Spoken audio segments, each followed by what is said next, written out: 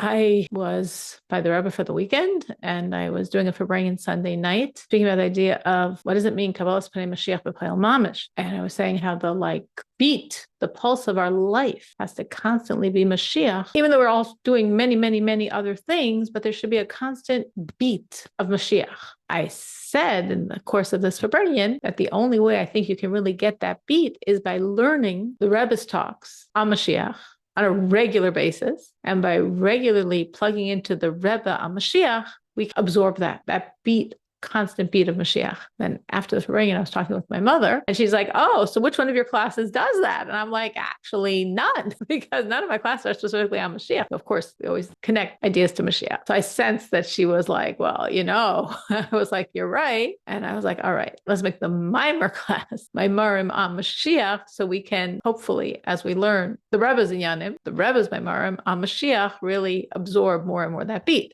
So the Hashgacha practice was the Mimer I was planning on starting is actually a Maimer on Mashiach, so all is good. This is from Parshas Bishalach, the 15th of Shvat, Tafshin Mem Gimel, which means the Rebbe said this in 1983, the Shabbos after Yud Shvat. It was the 15th of Shvat. Yud Shvat was that year, Monday. So we see in the Maimer, it's not the Basi Lagani Maimer of that year. It wasn't said on Yud Shvat. It's the Shabbos after, but it still has the energy of Yud Shvat.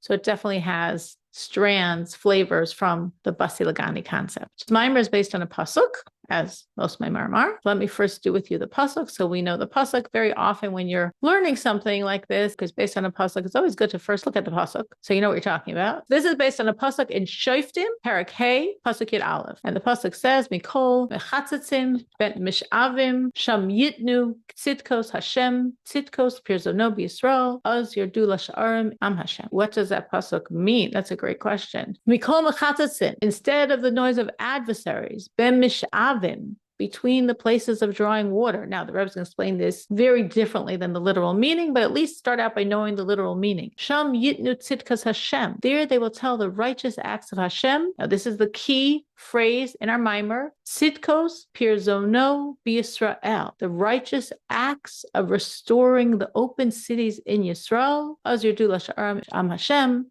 Then the nation of Hashem went down to the cities. That is the pasuk that this Maimer is based on. Now let's learn the Maimer. So this Maimer is actually quoting a very, very famous, known Maimer Chazal we've all heard at some point. What the verse I just quoted is actually the pasuk, the verse that this is based on. So Reb Oshiah says, that is the name of the person that said the statement of our sages. What does it mean, Tzidkos pirzono b'Yisrael, which we just read in the verse? The righteous acts of Hashem in restoring the open cities in Israel. What does that mean? So he says, and this is a very famous saying of the sages, Hashem did a tremendous kindness to the Jewish people that he scattered them among the nations. Okay, that's this very famous saying of the sages. Now we actually know the sage that said it, Reb Oshiah. Reb Oshiah said on these words, Tzidkas pirzono b'Yisrael, the kindness of God in restoring the open spaces in Israel. What does that mean? So what he did here, and that's why I keep saying it in the Hebrew, because you can really only appreciate it in the Hebrew, but we'll try for it in the English. Reb Oshiah is making a play on words. The verse in Shoftim says, Pirzono, Hey Resh Zayin, Pirzono. He switches the letters. He's switching the Resh and the Zayin, and he switches it to a different word, Pizran. Instead of Pirzon, Pizran. If you can't hold it in your head, you have to trust me on it. Pirzono means the open spaces, like Prezos, Teishev, Yerushalayim. Jerusalem is going to be open, unwalled city, open spaced, unwalled. What's the advantage of unwalled? Like it's so strong, it doesn't even need walls. That's the original verse. But he's switching the letters and saying it doesn't only mean Pirzono, open spaces, unwalled. It also is alluding to Pizrono, scattering. So we're talking here in the verse about a kindness God is doing for us. Tzidkas, the kindness of God. Now he's saying this word that means open spaces, if I switch the letters, means scattered. So he's talking about a kindness God is doing to Israel. Tzidkas pirzono b'Yisrael. It's a kindness God is doing to Israel. And he's taking that word that means open, and by switching the letters, it means scattered. So he's plugging in the word scattered instead of the word open. So it's the kindness of God to Israel in scattering us. We say, that doesn't sound very kind. What in the world is he talking about? But this is exactly what he means, the kindness of God in scattering the Jews among the nations. And who said this? Rav Oshiah. The Rebbe says, we know that a person's name reflects their energy.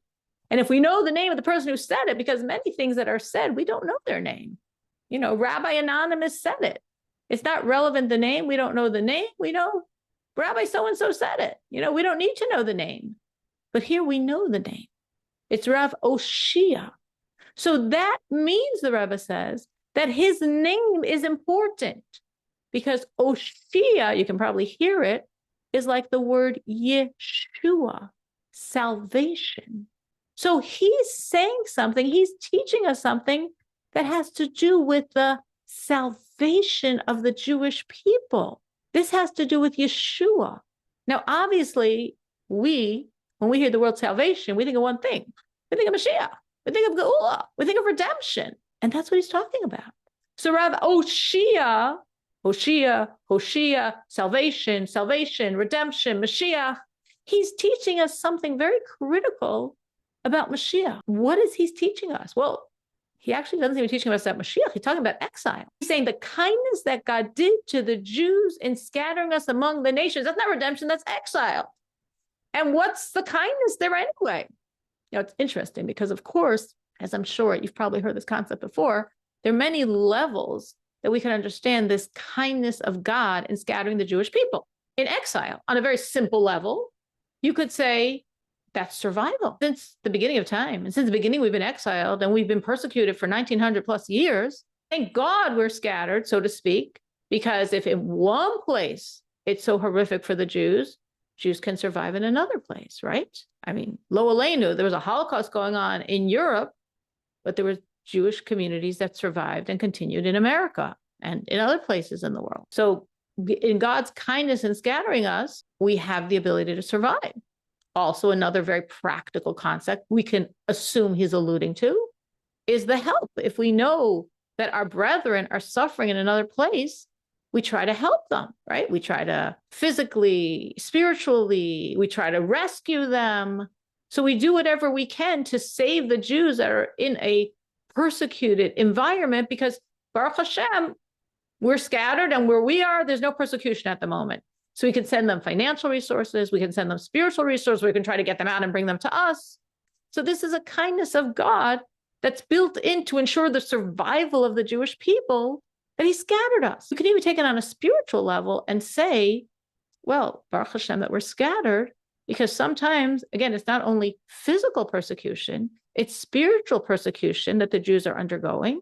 And because we're scattered, even while in one area spiritually it's so hard, Baruch Hashem, the Jewish people and our connection to Hashem continues, because Jews in another area are keeping that flame burning. Like, I mean, from the time of the Enlightenment, where you had Western Europe spiritually decimated, but you had Eastern Europe, Poland, Hungary, Russia, the Ukrainian areas, all those areas stayed so strong and committed to Hashem. So spiritually, actually physically, they were suffering much more, but spiritually, they kept the flame burning, while in Western Europe, it was getting more and more difficult on a spiritual level to serve Hashem. So those are all levels and levels of how we understand this. The Rebbe Rayat said something. Now, none of the thing I just told you is in the Maimer. That's all just how we normally understand this. But the Rebbe quotes the Rebbe Rayat, who said something that I never heard before, which is when the Jews are scattered. Now, again, when the Rebbe Rayat is saying this, I'm assuming, of course, he was alluding primarily at that time to the Jews in communist Soviet Russia. So the Rebbe Rayat said, when the Jews are persecuted in one area, and they're persecuted, and they're not able to learn Torah, and they're not able to keep mitzvahs, but Jews in other countries that are keeping Torah and mitzvahs, not only do we have, of course, that Baruch Hashem, Yiddishkeit continues, Judaism continues, because Jews in another area are keeping that flame of Judaism alive, but also their service of God, wherever they are in America, in the free world, wherever it is, actually strengthens spiritually those that are under the persecution and helps them serve as well. This was an amazing thing to think that as we learn Torah, we're helping Jews that aren't freely able to learn Torah for them to survive spiritually as well. As we serve God, we're helping Jews that are in places where they can't freely serve God have the strength to serve God in whatever way they can as well. So that's an amazing thing. That's an amazing concept. And that's an amazing kindness of Hashem to the Jewish people in scattering us, because there's always persecution. And I mean, if you know the history of the Jewish people, it's martyrdom and miracles. There's always persecution. But this is something we can do in the free world, in the areas not persecuted, as we serve God, to actually strengthen those Jews in places of persecution that they can serve as well. Now this, again, remember, this is the Shabbos after Yud Shvat. This mimer was said, this Hasidic discourse. Yud Shvat, we said, was Monday. Yud Shvat is the day of passing of the Rebbe Rayatz, the previous Lubavitcher Rebbe, where all of his service is shining in this world and creating salvation. So obviously the Shabbos after Yud Shvat, Shabbos is a culmination of the preceding week. So this energy is at its high point. So that's why the Rebbe is focusing here on what's soon going to be a very Basi Lagani concept, that we're not up to it yet, and this concept of the service of the Rebbe Rayatz. So the Rebbe says, this was the service of the Rebbe Rayatz. He left Russia, right? Well, first of all, when he was in Russia, obviously he was completely dedicated those 10 years to strengthening the Jews from within to overcome the Soviet persecution. But even after he left Russia, and he's strengthening the Jews that aren't under the Soviet persecution, those Jews are actually giving energy to the Jews in Russia. So he's still strengthening the Jews under the Soviets, under the communists, that they can also serve God despite the persecution. Now, the Rebbe says we have a question.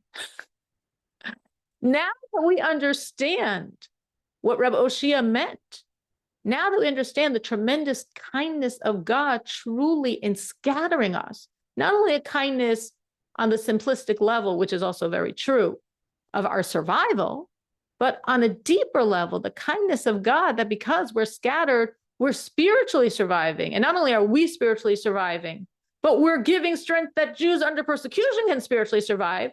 So now we have a big question on the verse. What's our question on the pasuk? What's our question on the verse? The pasuk says, the verse says, Tzidkas pirzono b'Yisrael, the kindness of God in the open spaces, restoring the open spaces, restoring the open cities. And then Rabbi Oshiah learns out, Pei Reish Zayin could be Pei Zayin Reish, and open could allude to scattered and the kindness of God in scattering us. Why do we have to write the verse backwards? Why do we write a word that means open and then we learn out, let's twist the letters and make it mean scatter? And then we have this beautiful concept on God's kindness in scattering us. Why don't the verse just write it straight? Tzidkas Pizrono B'Yisrael, the kindness of God in scattering us among the nations. Like, that's what it means. So why doesn't it write that? Why does it write open? And then Rebbe Oshiah learns out. So let me exchange those two letters and it means scattered, and all the beautiful concepts of how God's kindness in scattering us. That's the question. And the answer of the Rebbe on that question is, and you could say, well, you could have that question every time we have something like this. And it's true, we can. And the Rebbe's answer here is that the sake of Gullus is for Geula. The sake of any descent is for the ascent. This is, if we want to decontextualize for a second, a beautiful thing to always remember in life. If ever we're going through something that to our minds and hearts feels like a hardship, feels like a smallness, feels like a limitation, being farfetched, being limited, God doesn't just squeeze us for no purpose. Anytime we're in a space that seems like a down, it's to create the up. Because the way we work from the transformation of the down is the greatest up. So in the context here, we're talking about very big downs and ups. We're talking about Gullus and Geula. exile and redemption. And it's true in our life as well. Whenever we're going through something that throws us even a little, it's good to remember, God, everything is you. And you love me? Absolutely. I'm your only child. Every Jew is God's only child. You love me? Absolutely. Absolutely. And this doesn't feel like, well, this is hard. This hurts. This is painful. But I know that you're doing it deliberately and you're doing it out of love. And this is to create a higher something. There's something I'm going to gain from this, something that's going to come out of this that's not going to be a down, it's an up. And that's the reason for that. So in the context here, we're talking literally about exile and redemption. The verse is talking about the openness. What Reb Oshiah learned out was the scattering. The scattering is the kindness in exile. But the purpose of the exile is for the redemption. It's not like stop, halt, we arrived, we reached our goal, exile's tolerable. No, our goal is not that exile is tolerable. Well, we have a great concept here because in exile, if the Jews are persecuted in one place and we serve God in another place, we actually spiritually strengthen them that they can serve God as well. That's wonderful. That's beautiful. It's wonderful, beautiful. It's not the ultimate point. That's all the exile reality. Exile has a purpose. Exile has a point to allow us to crush the evil, to be victorious over the evil, to elevate the glory of God. That's the point of exile, all of which are very thematic to the themes that the Rebbe Rayas develops in Basi Lagani. That's the point of exile. But that doesn't stop by exile. The point of crushing the evil and being victorious over the evil and causing the glory of God to be elevated is all to get to redemption. If we stopped at a nice space in exile, like we missed the boat. Oh, well, it's pretty good now. Like, it's tolerable. Like people like us. Like we're financially okay, secure, comfortable, safe. We're spiritually secure, comfortable, safe. We've arrived. I said, what are you talking about? That's not the point. This is all the road to. Don't get distracted by the road. It's the road to. And it's the road to redemption. So the crushing of the evil and the conquering of the evil and the elevating the glory of God, all of which are what we accomplish during exile, and being scattered helps us accomplish all that, is to arrive at redemption, is to arrive at Geula. And that's what the verse is talking about, because the verse is saying ultimately, Tzidkas pirzo no b'Yisrael, the kindness of God in restoring the open spaces in Israel. What do we mean by the open spaces, the open cities? Open meaning there's no limits. Like the verse says, Yerushalayim, Jerusalem, will be unwalled, will be open, meaning limitless, no boundaries. On the physical plane, of course, it means like we're so secure, we don't need walls. Because, of course, in ancient times, walls were security. So to say that Jerusalem will be unwalled means like, whoa, you're so secure, you have no fear of any enemy even daring to come close, you could be unwalled? That's insane. That's how powerful you are. But on the spiritual level, it means even more. Because unwalled means like there's no limits. There's no stop. There's no boundaries to the city because there's no boundaries to the flow of God by Mashiach. That's the openness, which is the kindness of God that we're going to experience by Mashiach. So that's why the verse does not say scattered, the kindness of God in scattering us, because that is kindness. But that's an exile kindness. The exile kindness is only to get to the redemption kindness, the real point, which is Geula, which is redemption. And there, the openness is far more significant than the fact that now, Baruch Hashem, we're scattered and we can help the Jews in other places of greater persecution than we're going through. All right. Any thoughts, any questions on any of this? Okay. So this was sort of the beginning and very foundational to the Mimer. Now, of course, the Rebbe continues and develops this further. So to understand this more, the Rebbe connects it to the pasuk, Lacha, Havaya, Hagdula, Vagvura, Vatveres, Vanetz, Vachod. To you, God is the greatness, the strength, the beauty, the victory. And our Chachamim say, when we say Lacha, Havaya, Hagdula, to you, God is the greatness. What is this greatness we're talking about? Zumai Separatius. The greatness of Hashem is creation. And then we go through Hagvura, Hatferes, Hanetzach, going through each of those words. And Hanetzach, the victory, our sages say the victory, Zabinyan Yerushalayim. This is Jerusalem. This is the building of Yerushalayim. So we start off in this verse by attributing to God greatness.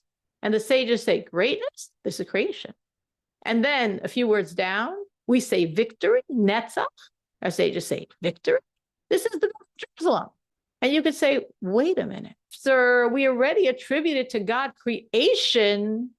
I mean, that means everything, right? Creation means from that first moment of existence until this second right now. And creation includes everything from that first moment of existence until now.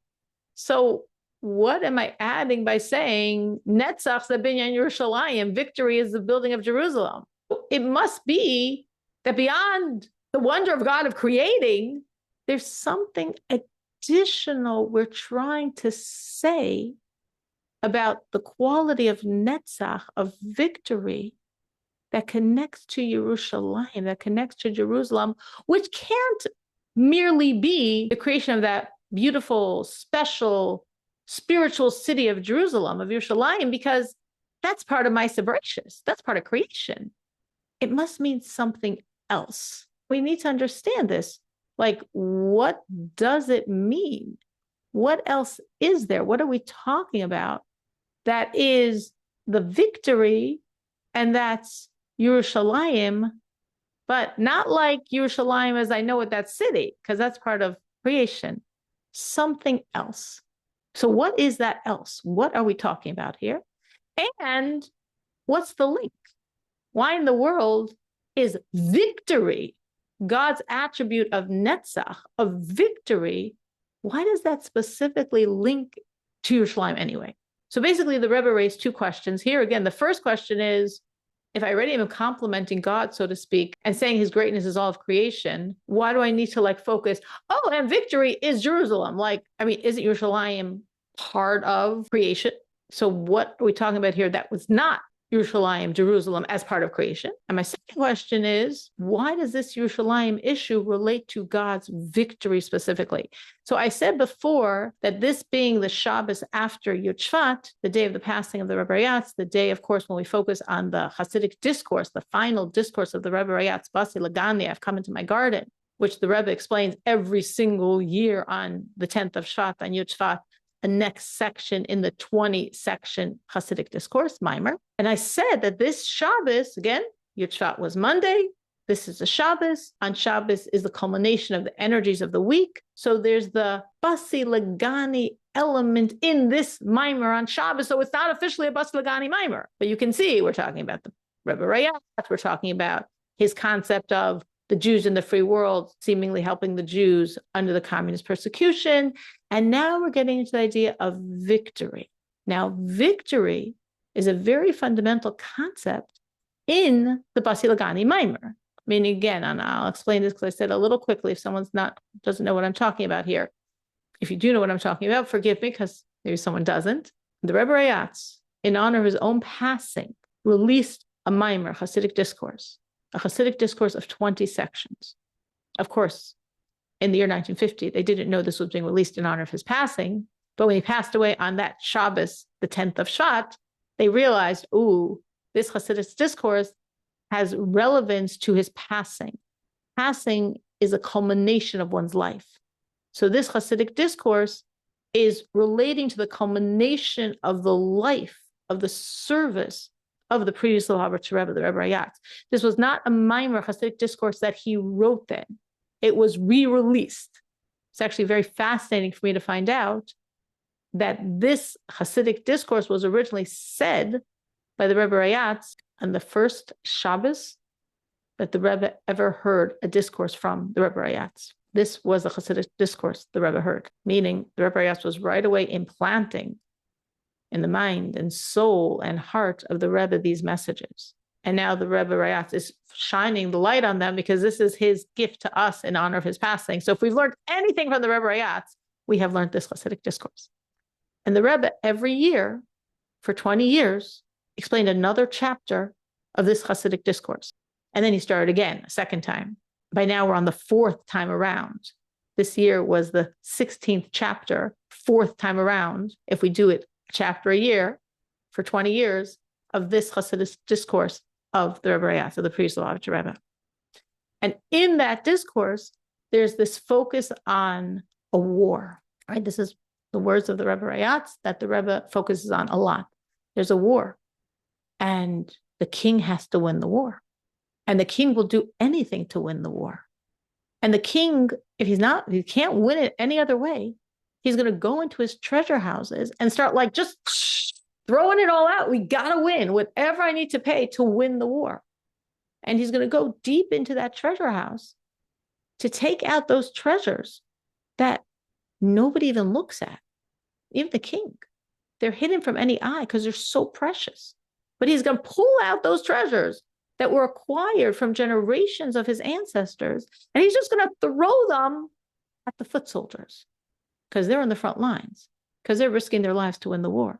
And he's going to pour on them these treasures to give them the power to win the war. And if all that doesn't work, the king will throw away his own life to win the war. So this is a metaphor that the Rebbe Rayatz writes in this discourse. And how the Rebbe looks at it, the king throwing away his own life to win the war is the passing of the Rebbe Rayatz to win the war, to win this war of bringing redemption. And the victory, the squandering of the treasures to create the victory, is what we're going to be discussing now, which the Rebbe discusses in many, many Hasidic discourses on the 10th of Shvat, on Yud Shvat, on this mimer, on this Hasidic discourse. So when we're looking at the idea of victory, the Rebbe says, victory is only triggered when you have obstacles, right? When the king no one's opposing the king's not in his victory, gotta do anything to win mode. Nothing is bothering him. Nothing is opposing him. All is like good, his treasures are in the treasure house, don't need to touch them. All is fine. But suddenly, if there's an opposition to the king, if there's something that's opposing the king, that's threatening the king or the kingdom, well, suddenly this victory comes out. And as, of course, it says in the mimer, the king will squander all the treasures to achieve that victory. All the treasures that were acquired by his ancestors will all be squandered to achieve that victory. These are such precious treasures that the king, all the kings, they never look at them. They never use them. They can't touch them. They can't even go into the room where those treasures are stored. We're not even supposed to see them. They're so precious. But to win the war, we're going to squander. That's the term the Rebbe Rayatz has used, mevazbez, which means squander, carelessly, freely. We're not being frugal here. We're being very expansive in throwing and pouring these treasures out on the soldiers because we have to win the war. Now, what is this treasure? What is the treasure? Because, of course, this is all metaphoric, but a very practical metaphor, meaning we can understand the metaphor very well. And we understand this is really going on spiritually as we've got to win the war and bring redemption. So the king, well, that's obviously ultimately God, is going into his storehouses, pulling out his greatest treasure and pouring it on us. What's God's greatest treasure? So the greatest treasure of God is Yiras Shamayim, is fear of God, right? Like our sages say, Hakol b'yedei Shamayim, chutz miyiras Shamayim. Everything is in the hand of God, hand of heaven, except fear of God. Heaven doesn't create fear of God. That's what we create.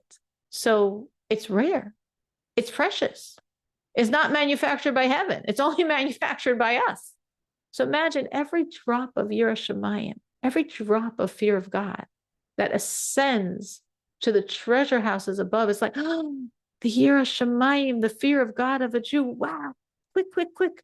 Put it in the most precious treasure house. This is so precious. This is fear of God. And it's just over the generations collected and treasured and appreciated and stored. And suddenly there's a battle. And the battle is to bring redemption. And we got to win. And to win, we got to give these foot soldiers the strongest energy to self-sacrifice, to win the war. What's the strongest thing heaven possesses? Fear of God. So we're going to open up that storehouse and we're going to pour this energy of fear of God on the Jews, on us, on the soldiers in the battlefields. fighting this war. Because we need all the strength we can get to keep fighting, to be self-sacrificing, to do this for God and to win this battle. And that's what the Rebbe says. Victory is Jerusalem, is Yerushalayim. Netzach Zabinyan Yerushalayim. The God's trait of victory is the building of Yerushalayim, of Jerusalem. Because the word Yerushalayim in the Torah, in the scriptures, actually is written without that final yud. And if you look at the word, then it's like a composite of two words. Yira Shalem. Complete fear. Yira Shalem. Squeeze it together, squash it together. You got the word Yerushalayim. The completion of fear of God. That's the treasure. That's the treasure that's being squandered. So Netzach, Zabinyan Yerushalayim, God's trait of victory is the building of Jerusalem. God's trait of victory, what's creating the victory is Yerushalayim, is this fear of God. And that's what God is squandering to achieve the victory of this battle to bring redemption. Like we say, Baina Yerushalayim Havaya, right? God builds Jerusalem. Says, Lo yiknes b'Yerushalayim shel mayla ad sheyiknes tchil Yerushalayim shel mata. God can never enter the Jerusalem above until he can go into the Jerusalem below. Again, not meaning simply this city, but meaning to ascend to this higher Yerushalayim. It's when below we have the complete Yerushalayim, when we have complete fear of God. That's what creates the victory. We want to go even more deeply into this idea that, as I said, when God opens up this storehouse, this treasure house, the fear of God that's been accrued over the generations, and he pours it, he's pouring it down on the foot soldiers. Now, obviously, in a war, you have the generals, the majors, the colonels. You have the people that are strategically figuring it all out and, like all the important people. God's not pouring the treasures on them. He's not pouring it on the captains. He's pouring it on the foot soldiers, because the foot soldiers, the ones on the battlefield, they're the ones risking their lives to win the war. You have all the people with all the brilliant know-how that are strategically figuring this all out. They're somewhere safely far back from the line of battle. The soldiers are the ones on the front lines. And that's why we have to pour on them all the resources so they have the strength to fight. And the Bible says that's us. We need a lot of strength, because to fight this fight, what does this mean, this fight? What are we talking about here? We're talking about self-sacrificing for God. Mesiras Nefesh. Why Mesiras Nefesh? Because self-sacrifice means you give God limitlessly. You can give God and not be self-sacrificing, right? So, we give God all day long. I don't know if every moment of our life it's sacrifice, but probably every moment of our life we're giving to God. But sometimes it's self-sacrifice. Anytime we put his will in front of our will, it's self-sacrifice. So if you struggle with yourself all day long, you're self-sacrificing all day long. And if many things you coast on because you've done this for so long, because it feels so good, because you love doing it, because it's so natural to you, like breathing, that's not self-sacrifice. But fear not, we all have moments of self-sacrifice. And when we're in that self-sacrificing, basically, it means we're going past our limits. God, I give you a lot. You want this too? Come on, just this bit I don't want to give you. Some people say, God, I just don't want to give you my collarbone. I just don't want to give you my knees. Whatever it is. I just don't want to give you this hechsher. I don't want to give you that, food item that maybe is not the right certification, but come on, God, I just don't want to give you that. And every time we give to God, we're self-sacrificing. We're coming in a space of limitlessness for each one of us. And it might seem, oh my gosh, for one, I'm saying, what's the example? Covering your collarbone. That's self-sacrifice. For some people, yes. That's limitless. Yes, self-sacrifice. You broke through your limits. That's limitless. There's this vignette I once heard with, I think of Shmuel Levitin and the Rebbe in the early years, where Shmuel Levitin, of course, was this chassid that spent years in Siberia. Baruch Hashem made it out. He was in America. And he said to the Rebbe once something like, what's the self-sacrifice of American Jews? Like not to have their glass of orange juice in the morning? Like here, this is a survivor of, Siberian camps. self-sacrifice of American Jews. They don't have their orange juice in the morning. And the Rebbe says, yes, that might be. And it's harder. Meaning there's certain big, huge moments of self-sacrifice. And it's very obvious it's self-sacrifice. And our inner powers are just naturally exposed. And we're operating on a totally different level of energy than we normally have in those huge moments of self-sacrifice. And then sometimes it's the daily life. And it's like, oh, I'm not going to have my oranges because I realize maybe this hechsher isn't appropriate, or whatever other reason, whatever not having your oranges in the morning symbolizes for you. Like just this little comfort that I can't have because, or I'm going to put this aside because, or God wouldn't want me to do this because. So whenever we're in this space, we're self-sacrificing. And whenever we're self-sacrificing, it means we're pushing past our limits. And when you're pushing past your limits, you're getting to a space that's limitless. And remember, that's that space of Mashiach. And that's what God's doing now by squandering the treasures. Because God's being irrationally limitless. Squandering means almost wasteful. So here we have these treasures, true treasures, what God considers a treasure, the real deal treasures. He doesn't give them to us. He squanders them. Squanders means, okay, I'm pouring it down and the drops are going to fall and fly and get lost, but I'm just pouring it out. Why does God have to do that? He's responding to us. When we self-sacrifice, we're in the space of pushing past our limits. We're being limitless in our service. You can say, well, it's not really limitless. It's just relatively limitless for me. And because I'm such a small, limited person, my limitless is pretty limited. My limitless is pretty small because I'm so small to start with. It doesn't make a difference. Like it says, b'chol me'odecha, serve God, b'chol me'odecha. Like we say in Shema, with all your might, with all your resources, limitlessly. It's me'odecha. Your me'od.